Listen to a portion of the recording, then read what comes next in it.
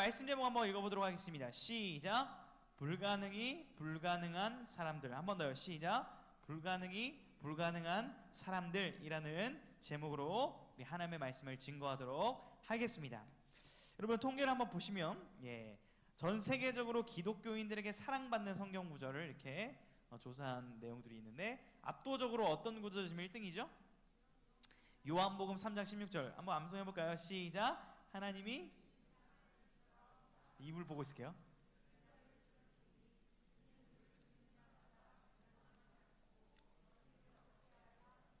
아멘. 역시 주일학교 출신들 너무 잘하고 있는 친구들도 있고, 목사님이 이렇게 쳐다보니까 약간 나 이거 모르는데요, 이런 친구들도 있고 뭐 다양합니다. 아무튼 뭐 부정을 하든 안 하든 가장 인기 있는, 가장 사랑받는 구절인 것은 분명하고요. 우리나라에서는 또 1등이 이게 아니더라고요. 우리나라 걸 이렇게 보면 또 우리나라에서 가장 검색량 순으로 보면 여호수아 1장 9절, 아마 들으면 알 거예요. 뭐 이런 겁니다. 두려워하지 말라, 놀라지 말라, 담대하라, 내가 너와 함께함이라. 왜 이렇게 한국 사람들은 이 구절을 좋아할까요? 두렵고 걱정 많고 염려가 되기 때문에 그럴 확률이 상당히 높습니다. 여러분들 새학기 가운데 두렵고 내 성적이 무섭고 내 진로가 막연한 이런 마음 가운데 아마 이런 위로가 되는 말씀들이 있을 거라고 생각을 합니다. 전세적으로 보면 2번이 뭐냐면 빌립보서 4장 13절 말씀인데요. 자, 이렇게 여러분 이 흐름을 잘 보셔야 됩니다. 보세요. 하나님께서 나를 사랑하셔서 구원하여 주셨구나, 내가 하나님의 자녀가 되었구나를 많이 어린 시절 외웠어요. 근데 실제로 살다 보니까 내 모습은 죄도 많이 짓고 연약하고 부족하고 참 괴리감이 있는 모습인 거예요. 내 모습이. 그러다 보니까 이제는 어떤 말씀을 많이 찾게 되냐면 빌립보서 4장 13절이 이런 거거든요. 내게 능력 주시는 자에서 내가 모든 것을 할 수 있느니라. 그래, 내가 하나님의 자녀니까 다시 한번 해봐야겠다. 이런 이제 흐름과 메커니즘 속에서 이 구절들을 많이 암송하고 찾아보기는 합니다. 이러한 어떤 내가 하나님의 자녀이지만 하나님의 자녀답지 못한 모습에 실망하고 있는 흐름, 이런 우리들을 또 잘 공략했던 마케팅적으로 아주 유명했던 책이 하나 있는데 이런 책입니다. 좋습니다. 긍정의 힘이라는 책이 한때 엄청난 유행을 끌었죠. 2005년 제3회 올해의 책 선정도서 뭐 이런 것도 있죠. 긍정의 힘이라는 이런 책 유행을 많이 있었습니다. 이런 거예요. 옆 친구에게 한번 이렇게 인사를 해봅시다. 너 좀 괜찮아. 너 좀 잘 될 거야. 우리 이런 인사 하잖아요. 그러니까 이게 약간 무조건 우리가 이제 잘 될 거고 무조건 괜찮을 거야, 부정적인 생각을 가지면 부정적인 결과가 나올 거고 긍정적인 생각을 하면 긍정적인 결과가 나올 거야 라는 아주 굉장히 나이스하고 매력적인 그러한 메시지입니다. 뭐 무조건 틀렸다라고는 할 수 없는데요. 자, 그러나 우리 크리스찬들에게는요, 어떻게 사인을 드려야 될까요? 말로 하면 될까요? 아니 그 전입니다. 그 전. 이게 되지 않을까요? 어떻게 해보면. 자, 아무튼 제가 말로 할게 안 되면 하지 말까요? 잠깐 고민 중이에요. 오히려 방해가 되는 것 같아요. PPT는 안 하겠습니다. PPT는 안 하겠습니다. 자, 여러분 잘 보세요. 무조건적으로 긍정적인 것이 기독교적인 가치의 온전한 의미를 담아내지 못합니다. 왜 그러냐면 보통 이 구절을 가지고 어떻게 쓸까요? 아주 고민이네요. 아깝네요. 제가 어제 열심히 밤에 자, 뭔가 진동이 왔어요. 기도하세요. 기도하세요. 진동이 왔어. 진짜로 여기 진동이 느껴졌어요. 진동이 느껴졌어요. 됩니다. 자, 되게끔 테스트를 하고 저에게 주시면 감사하겠는데 제가 테스트할게요 앞으로. 자, 좋습니다. 됩니다. 할렐루야. 방송실에게 우리 감사의 박수를. 감사합니다. 왜냐면 방송실, 제가 방송실 담당이거든요. 어른 예배. 저 어려움을 압니다. 그래서 고맙습니다. 해주셔서. 자, 보통 이 빌립보서 4장 13절 말씀은 어떤 식으로 많이 우리가 들었고 또 사용을 하냐면, 아무리 어렵고 힘든 상황 속에서도 우리가 긍정적인 마음을 가지고 내게 능력 주시는 자 하나님의 능력을 믿고 나아가면 우리가 모든 것을 할 수 있다라는 이 아주 긍정적 메시지의 토대로 어디에 적용을 하냐면, 예를 들어서 이런 영상들 많이 있습니다. 유튜브에. 올림픽 선수가 갑자기 이제 어려웠는데 장애를 이기고 또 5등에서 4등, 3등 올라갈 때마다 이 구절을 읽어가지고 1등이 되어서 정말 하나님의 능력을 경험했습니다라는 류의 어떤 간증 영상들이 굉장히 많이 있습니다. 이것도 말씀의 능력을 경험한 한 사례라고 할 수 있는데요. 그런데 우리는 이 말씀의 의미를 온전히 성경적으로 이해하고 더 정확하게 적용할 필요가 있다라는 거예요. 아마 여러분들 중에도 이 빌립보서 4장 14절 말씀을 외우고 있고 또 이 말씀을 통해서 힘들 때 위로를 받았던 경험이 아마 있을 거라고 생각합니다. 여러분들 안에도 그 경험들은 다 귀한 경험입니다. 그런데요, 여러분들 우리가 예를 하나 들어보도록 하겠어요. 빌립보서 4장을 정확히 이해하기 위해서. 자, 이 구절 아주 유명한 욥기의 말씀인데 한번 같이 읽어보겠습니다. 시작. 내 시작은 미약하였으나 내 나중은 심히 창대하리라. 너무 좋은 구절이니까 우리 옆에 친구를 보면서 내 시작은 미약하지만 내 나중은 창대할 거야. 좀 길긴 하지만 할 수 있을 거라 믿어요. 그럼 축복해 주겠습니다. 시작. 내 시작은 미약하였으나 내 나중은 창대할 거야. 예, 우리 고3 친구들 특별히 고3 보고 제가 해줄게요. 내 시작은 미약하였으나 우리 찬이, 동건이, 도원이, 예, 우리 왼쪽 남자 3인방 내 나중은 심히 창대할 것을 믿습니다. 네, 좋습니다. 자, 이렇게 이제 우리가 많이 쓰는 구절인데 또 어디에도 많이 걸려 있어요, 이 구절이. 식당.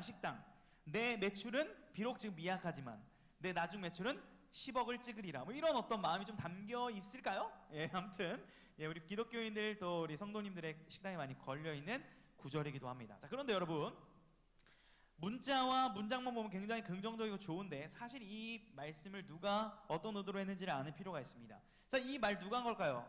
욥이 한 걸까요? 아니면 다른 사람이 한 걸까요? 다른 사람이 한 말입니다. 욥의 친구 빌닷이라는 친구가 어떤 의도로 한 거냐면, 야 욥아, 네가 지금 망했잖아. 너 망한 게 괜히 망한 게 아니라 하나님께 죄를 지었기 때문에 망한 것 같아. 그러니까 네가 회개를 하면 네 시작 지금은 다 망해서 미약하지만 하나님께서 다시 네가 회개하며 복을 주셔서 창대하게 될 거니까 회개하자라는 차원의 권면의 말이었습니다. 자, 그러면 한번 질문을 해볼게요. 욥이 잘못을 해서 망했나요? 잘못을 안 했는데도 어려움을 겪었나요? 잘못을 안 했는데도 어려움을 겪었거든요. 즉 이 지금 메시지의 원래 의도는 누군가를 인과응보의 원리로 판단하면서 네가 잘하면 잘 될 거라는 식의 축복의 말입니다.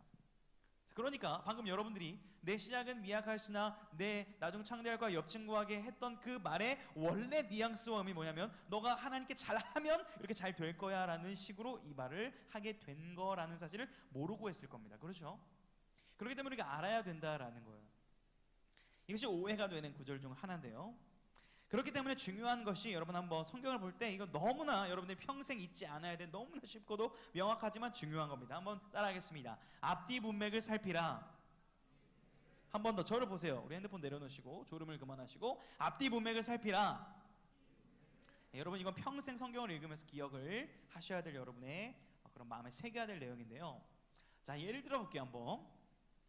자, 어느 날 여러분이 길을 가는데 키가 작은 친구가, 저를 지칭하는 건 아닙니다. 키가 작은 친구가 등치가 아주 큰 친구의 뺨을 탁 때리는 거를 여러분이 본 거예요. 그 장면을.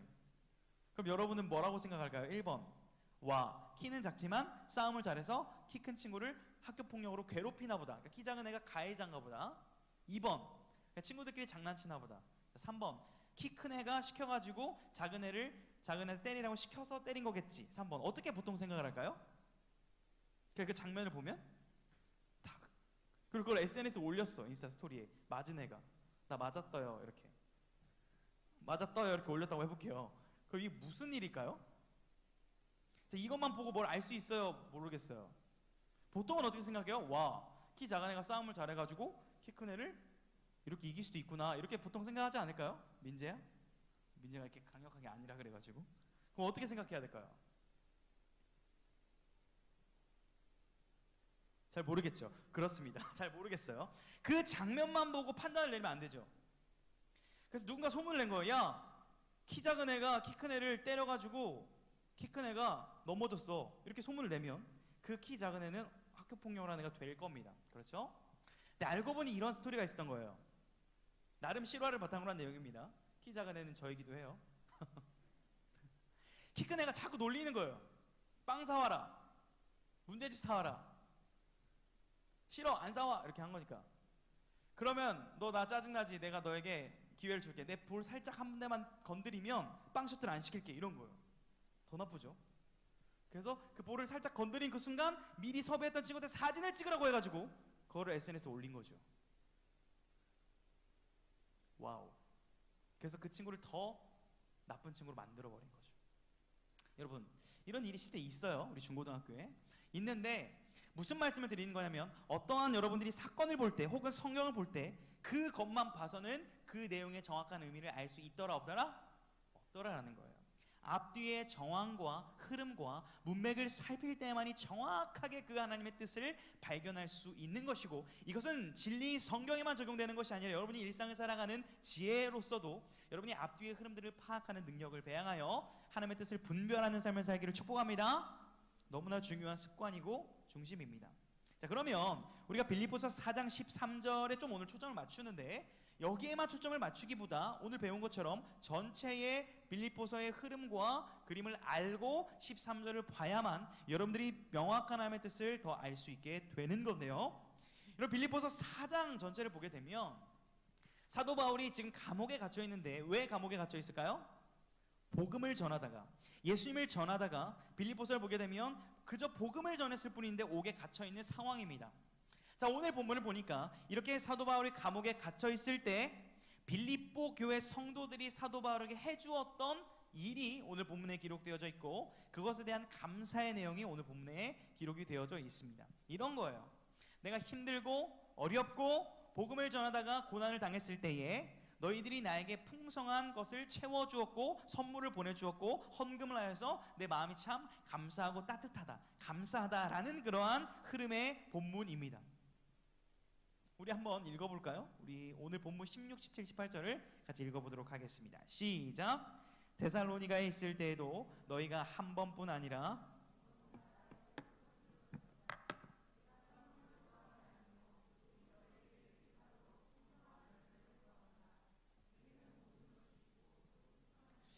에바브로디도 편에 너희가 준 것을 받음으로 내가 풍족하니 이는 받으실 만한 향기로운 제물이요 하나님을 기쁘시게 한 것이라. 아멘. 감사를 표현하는 거예요. 어렵고 힘들 때에 한 번이나 아니라 두 번씩이나 쓸 것을 채워주었고, 정말 하나님을 사랑하는 마음으로 또 복음을 위해 수고한 그 바울을 격려하기 위한 마음으로 그 빌립보 교인들이 해주었던 것이 하나님이 받을 만한 귀한 마음이고 헌금이다라고 칭찬과 감사의 말을 전합니다. 자, 그런 흐름 가운데 고맙다. 그러나 진짜 내가 여기서 버틸 수 있는 이유는, 진짜 내가 여기서 감사할 수 있는 이유는 더 깊은 본질이 있다는 것을 오늘 13절에서 얘기를 하고 있다라는 거예요. 그것은 무엇이냐면, 한번 따라하겠습니다. 내게 능력 주시는 자 안에서 내가 모든 것을 할 수 있느니라. 내게 능력 주시는 자, 곧 예수 그리스도 안에 있을 때에, 내가 예수 그리스도 안에 있을 때에만 모든 상황에는 어떤 거냐면, 내가 잘 되고 성적이 좋고 물질이 많고 평안할 때이든지, 그때로 내가 교만하거나 우쭐하지 않을 수 있고, 내가 비록 성적이 낮고 돈이 없고 몸이 아프고 관계 어려움을 겪고 있는 그 어려움 속에서도 내가 낙담하거나 좌절하지 않을 수 있는 그 비결, 거기서도 감사할 수 있는 비결이 바로 어디 있냐면 내게 능력 주시는 자 안에 있다라는 것을 빌립보 성도를 가르쳐 주는 거예요. 고맙다. 우리가 함께 돕고 섬기고 협력하는 것에 대한 감사함을 느끼나, 그러나 나에게 진정한 비결과 능력은 예수 그리스도에게 있다라는 것을 가르쳐 주는 것입니다. 여러분, 이것이 우리에게 중요한 원리가 되기를 축복합니다. 자, 여러분의 요즘의 삶은 어떤가요? 감사하게도 신학기를 맞이해서 좀 많은 친구들과 만날 수 있었습니다. 고1 남자친구도 만났고 고3 여자친구들도 만나서 대화를 나눠봤고, 고2 친구들도 만났고 고3 남자친구들도 한 주 안에 이렇게 다양하게 만나보았습니다. 그래서 어떻게 지내는지를 물어보았고 새학기가 어떤지를 이야기를 들을 수 있었습니다. 여러분, 요즘에 삶이 재미있습니까? 아니면 재미없습니까? 즐거웠다는 친구 있어요? 예, 감사하네요. 우리 고1 친구들, 요즘 새학기 재밌습니까? 예. 자, 고2 친구들, 고2의 부담감이 없이 그래도 좀 괜찮게 지내고 있어요? 자, 고3 친구들, 좀 고3 생활 괜찮아요? 예. 고1부터 고3까지 모두가 안 괜찮은 것 같은 이 분위기 어쩔까요? 좋습니다. 여러분의 삶을 이렇게 보면 누군가는 정말 바빠가지고 진짜 쉴 틈 없이 스케줄을 감당해서 너무 힘들어하는 친구도 있고요. 또 어떤 친구는 정말 열심히 해보고 싶은데 무기력감이 계속 찾아오고 계속 공부가 안 되고, 분명 엄마한테는 12시간 공부했다고 하지만 실제 공부 시간을 잡으면 12분밖에 안 되는 놀라운 역사를 요즘을 경험하고 있단 말이죠. 그러니까 독서실에는 앉아있지만 이미 다른 걸 하고 있고, 그렇죠? 그런 친구도 있고, 이게 다양한 모습입니다. 다양한 모습.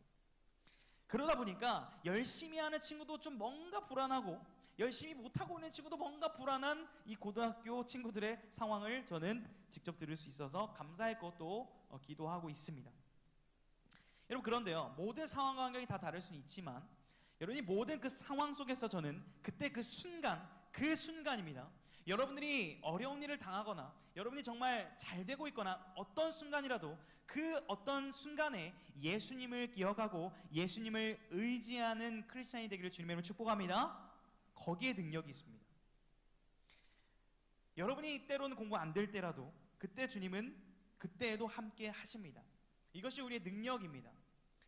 어떤 사람들은 이렇게 얘기할 수 있습니다. 목사님, 요즘에 신학자들도 굉장히 발달했고 심지어 이 과학과 이성이 발달한 이 시대 가운데 어떤 신앙의 힘으로 누군가를 의지한다라는 것으로 우리의 삶을 이끌어 나간다는 것이 상당히 좀 세련적이지 않은 것 같습니다 라고 아주 젠틀하고도 날카로운 척하며 저에게 질문했던 친구가 있습니다. 최근에 기독교를 더 깊이 의지한다라는 것은 인간이 나약하다는 증거가 아닌가요?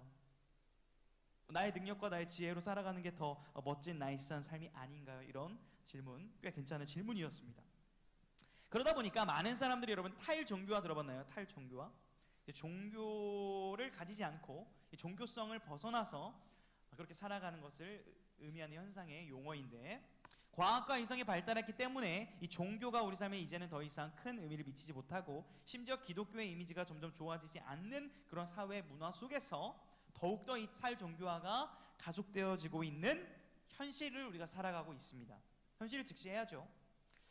그러다 보니까 여러분들 일반적으로 세상에서 어떻게 가르치냐면, 우리가 열심히 배우고 열심히 해서 누군가보다 더 나아지고 더 높아지고 그 자리에서의 능력을 경험할 것을 계속적으로 가르칩니다. 이것을 일반적인 세상의 제자도라고 할 수 있어요.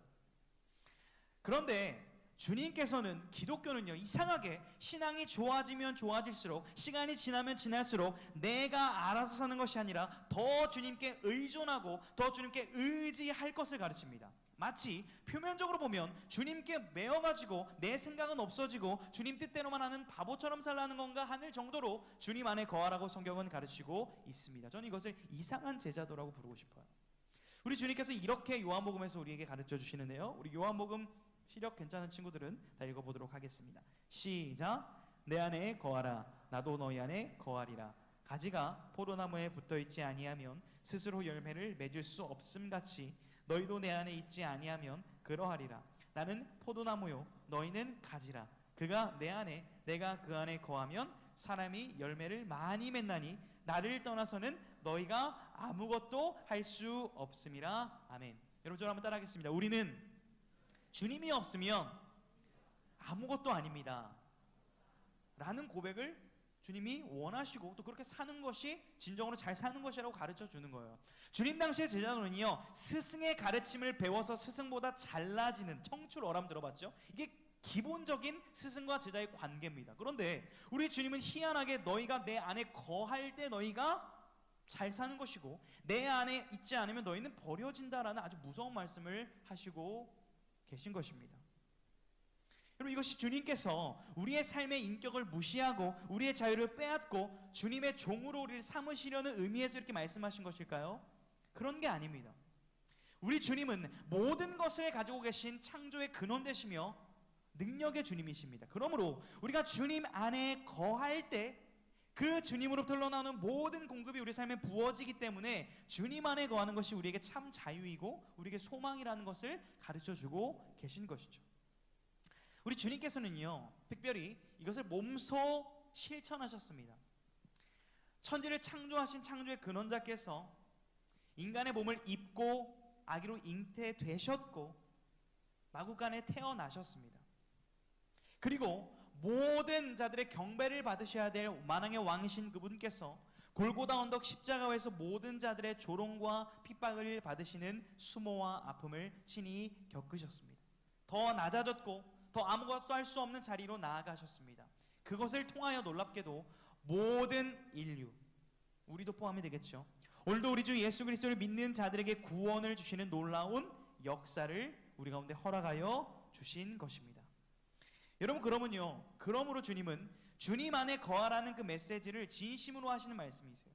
너희가 내 안에 있을 때 할 수 있다.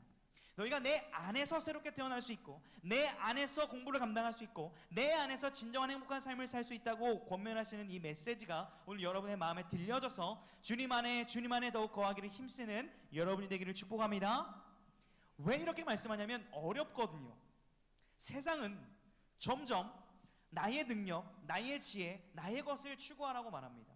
여러분이 세상의 주인공입니다. 여러분이 할 수 있습니다. 여러분, 그런데요, 그렇게 말해놓는 세상은요, 우리가 마음대로 우리의 삶을 이끌어 나갈 때 그 결과를 책임져 주지를 않습니다. 여러분이 주인공이에요. 여러분의 뜻대로 사세요. 그렇게 살잖아요. 책임을 안 져줘요. 그렇게 살다 보니 이상한 결과에 놓이는 경우가 많습니다. 그러나 주님께서는 나의 안에 거하라고 안전하게 지켜줄 것을 약속하고 계신 겁니다. 여러분, 요한일서 성경에서는 쉬운 성경을 제가 가져왔는데 이 세상이 얼마나 치밀하고 유혹적인지를 알기 때문에 이렇게 우리를 권면합니다. 자, 한번 같이 읽어보도록 하겠습니다. 시작.